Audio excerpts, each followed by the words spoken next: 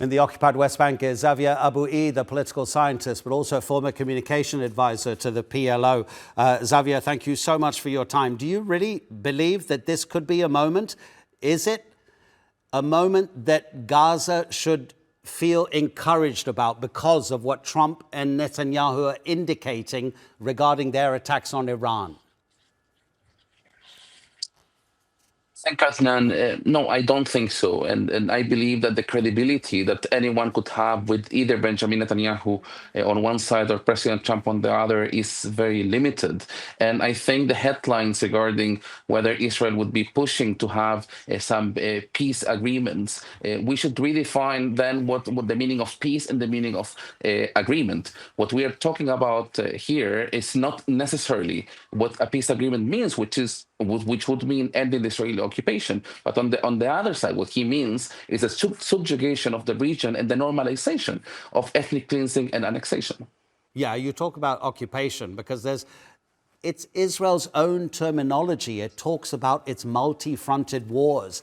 And where you are talking to us from, that is one of the places that it's believed Israel wants to drive all Palestinians out and occupy permanently the occupied West Bank. So how, Xavier, can you separate these multi-fronted wars from each other? Because they're connected. The Palestinians are connected, of course, wherever they live. You are totally correct, Adnan, and I think we should remember that at the very beginning of this genocide, around November 2023, Benjamin Netanyahu himself spoke about 5 fronts. Now they are talking about 7 fronts, and from the very beginning, the West Bank was one of those fronts. Don't forget that the core of, or what's keeping Netanyahu in power is our Israeli radical settlers like Ben Gvir and Smotrich, and the core of their constituency are actually settlers in the occupied West Bank.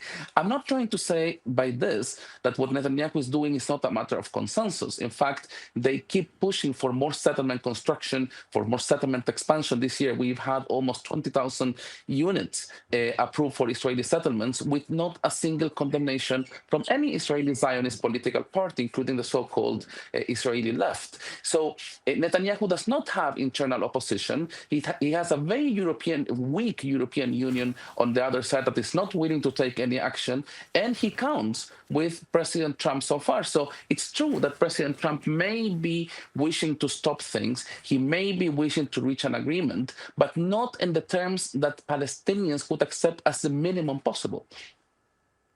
Look, we know that there are various Palestinian factions, but you probably have contacts, almost certainly, Xavier, that many people don't. Have you heard anything that might be encouraging in terms of ceasefire negotiations, discussions, reaching a point where this might end? Unfortunately, no, I haven't heard anything.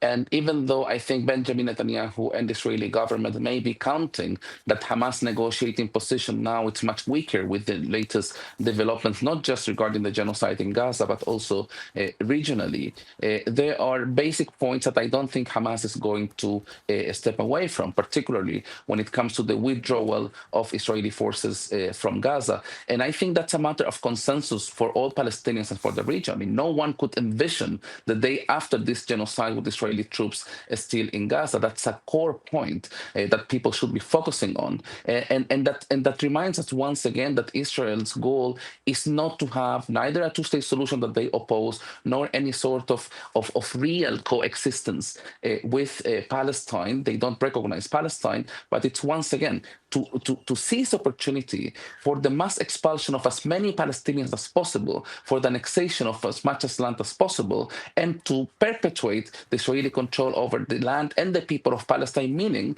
Palestinians are not going to ever exercise the right to self-determination. Xavier, I was going to ask you about two-state solution, but you addressed that issue already. Thank you so much for your time, Xavier Abu Eid.